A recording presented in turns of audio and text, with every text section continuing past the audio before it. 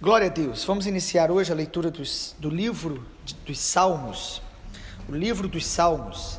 Algumas pessoas não sabem, mas os 150 Salmos, eles são divididos em 5 sessões e nós vamos ler capítulo por capítulo, como é a nossa proposta das primícias, lendo a palavra de Deus, meditando para a nossa edificação, exortação, consolação, porque esse é o propósito de Deus. Salmo 1. Bem-aventurado é aquele que não anda no conselho dos ímpios, não se detém no caminho dos pecadores e nem se assenta na roda dos escarnecedores. Pelo contrário, o seu prazer está na lei do Senhor, e na sua lei medita de dia e de noite. Ele é como árvore plantada junto a uma corrente de águas, no devido tempo ele dá o seu fruto, e cuja folhagem não murcha. Tudo que ele faz será bem sucedido. Os ímpios não são assim, são porém como a palha que o vento dispersa. Por isso os ímpios não prevalecerão no juízo, nem os pecadores na congregação dos justos. Pois o Senhor conhece o caminho dos justos, mas o caminho dos ímpios perecerá. Os salmos são cânticos, amados, são orações, são poéticos, mas, sobretudo, os salmos são expressões de sentimentos autênticos, de homens de Deus, inspirados pelo Espírito Santo. Então, os salmos são uma coletânea, na verdade, de cânticos que o povo de Deus usava como o inário do povo de Israel, compilado durante 500, 700, talvez 1000 anos. Alguns acreditam que foi uma soma, desde Salmo de Moisés, temos Salmos de Davi, temos Salmos de Asaf. Os 150 Salmos são expressões de sentimentos de homens de Deus, na sua intimidade com Deus, como um diário de experiências com Deus. Nós vamos ler alguns salmos de adoração profunda e íntima, outros salmos de guerra.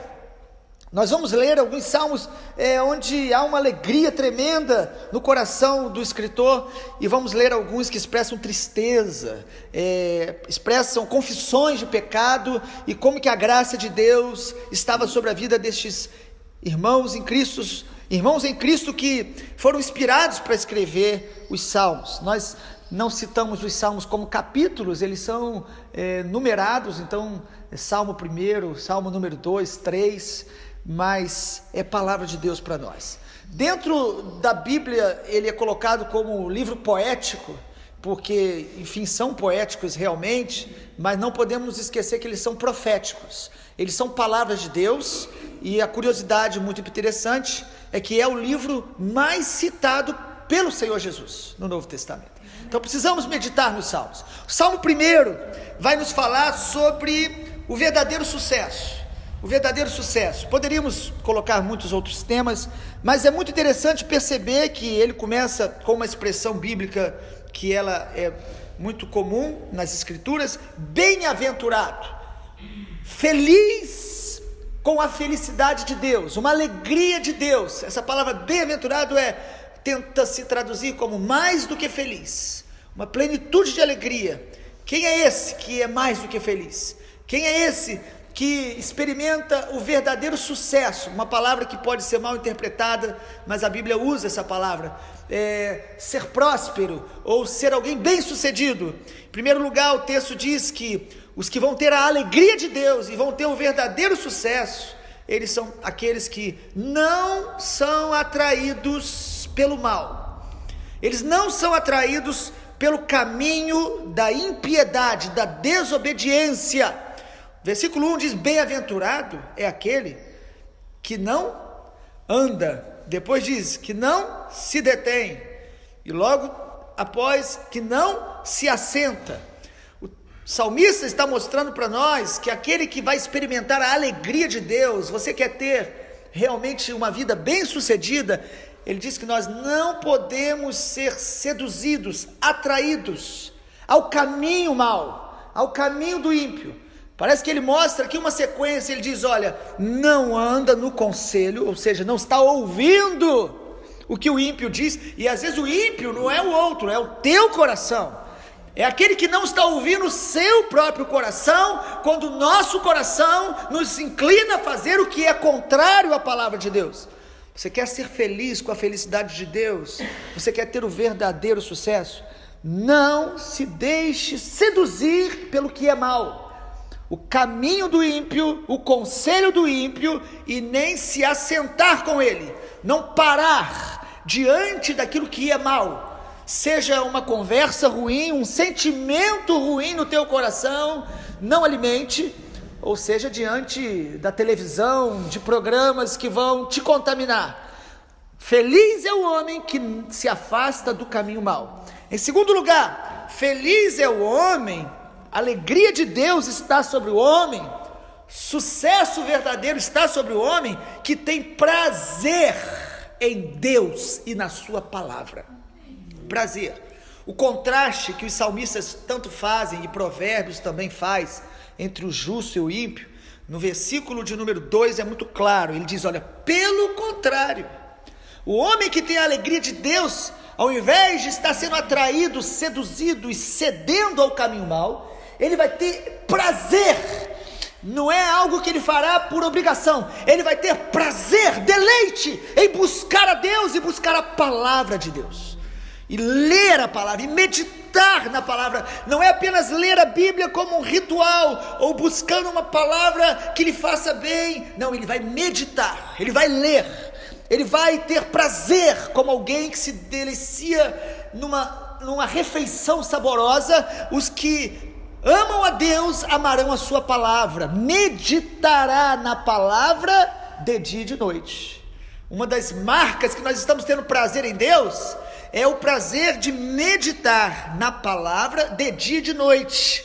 É passar o dia lembrando da palavra, como aquela comida saborosa que você lembra do sabor durante o dia, do sabor antes de se alimentar dela, e depois que você se alimenta. Algumas pessoas, elas antes e depois, elas ficam se deliciando com aquele paladar. A palavra de Deus, ela é saborosa. Quanto mais nós amamos a palavra de Deus e temos prazer nela, menos prazer teremos no pecado, na desobediência e naquilo que é mal.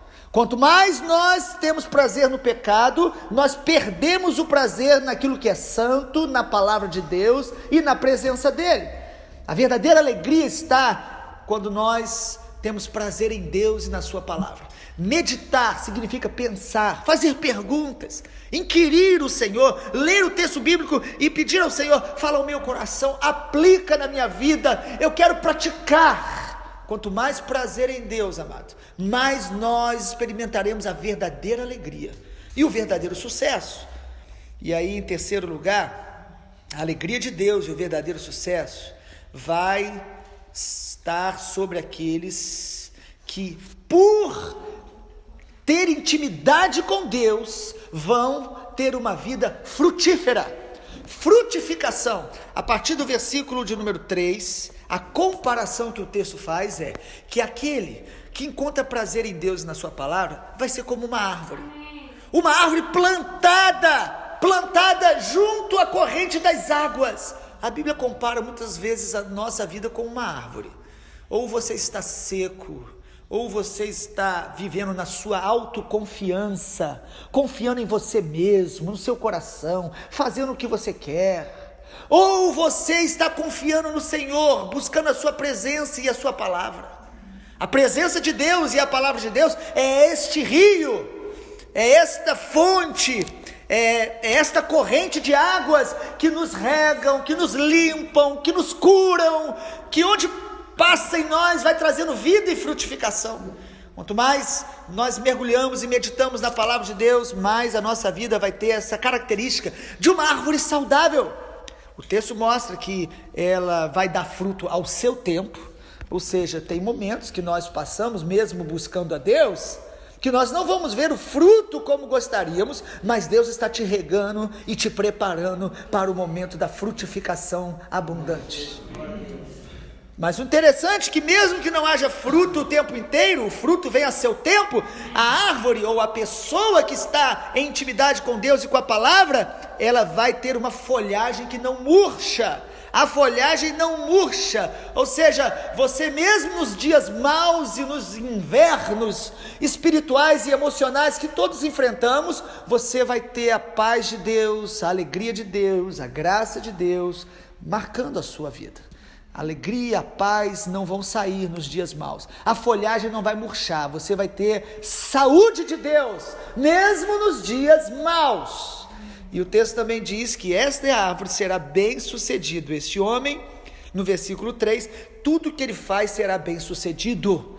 Será que o texto está dizendo que quem faz a vontade de Deus não vai passar por lutas, tribulações? Será que o texto está dizendo que quem faz a vontade de Deus, ele vai ser próspero na visão do homem mundana, no sentido de bens materiais ou de sucesso aparente e fama diante dos homens? Certamente não.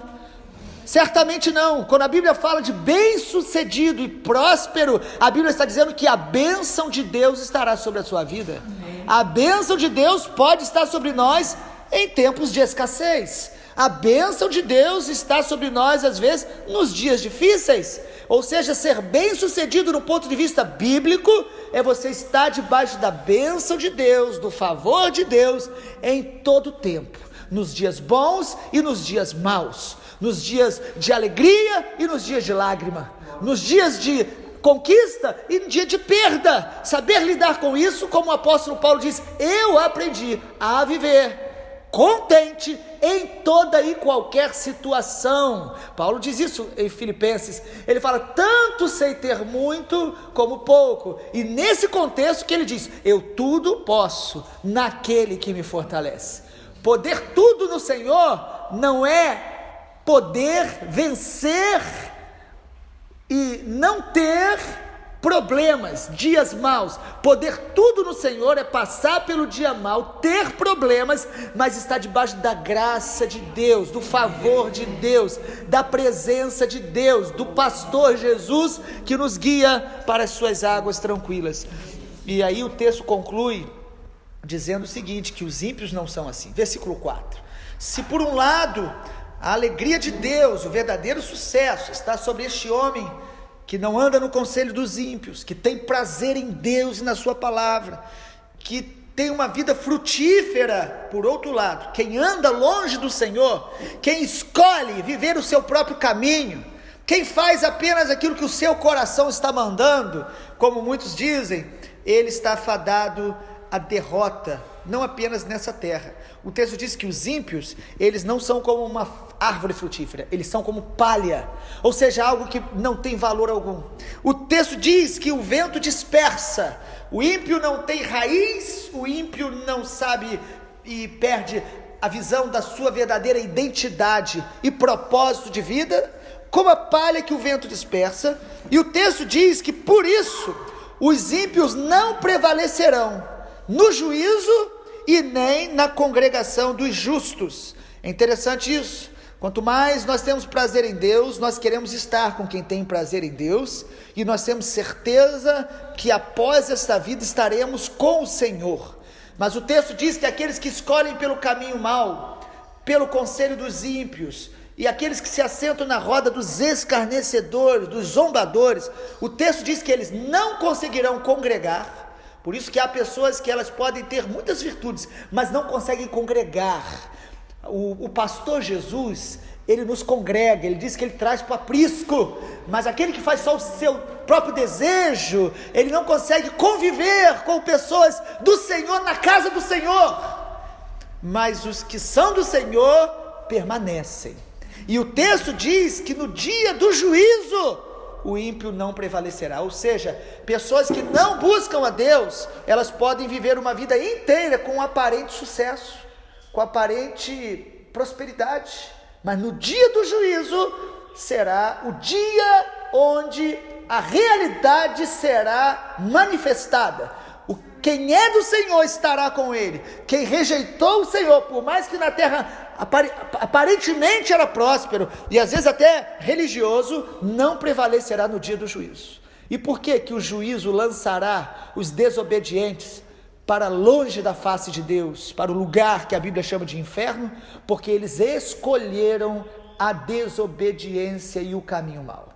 O Senhor Jesus, até o último suspiro do homem, tentará nos atrair para Ele, tentará nos chamar para Ele. A última pessoa que você vai despedir antes de entrar pelas largas portas do inferno será o Senhor Jesus, porque Ele vai com você até o dia daquela porta, tentando nos convencer ao arrependimento. Mas se não nos arrependermos, permanecermos no caminho mau, Ele nos deixará livre, porque Ele é justo e nos deixa livre para escolher o nosso caminho.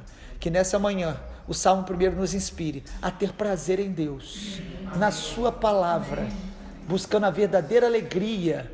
Verdadeiro sucesso está em amar o Senhor acima de todas as coisas. E como eu sei que eu amo, o Senhor Jesus nos diz lá no Evangelho de João: aquele que tem os meus mandamentos e os guarda. Quanto mais eu amo o Senhor, mais eu amo a sua palavra, e vou meditar nela para praticar, compreender e ensinar a outros, para que o Senhor Jesus seja glorificado.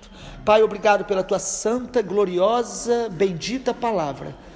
A palavra do Senhor é tão gloriosa que nenhum de nós tem em si mesmo capacidade de discerni-la, senão pelo Espírito do Senhor. Ainda que nossa mente possa compreender de maneira lógica, nosso espírito só é despertado, a nossa alma só se deleita na tua palavra quando a graça do Senhor nos invade de alguma maneira especial. E eu oro para que nesses dias de meditação nos Salmos, a graça do Senhor venha sobre cada um de nós que estaremos ouvindo, para que esta palavra se torne viva dentro de nós. Pai, nos ajuda a discernir e a rejeitar o caminho do ímpio, o caminho do nosso próprio coração, e nos ajuda a meditar e ter mais prazer na tua palavra e no Senhor, na intimidade do Senhor, em nome para a glória do Senhor Jesus. Amém.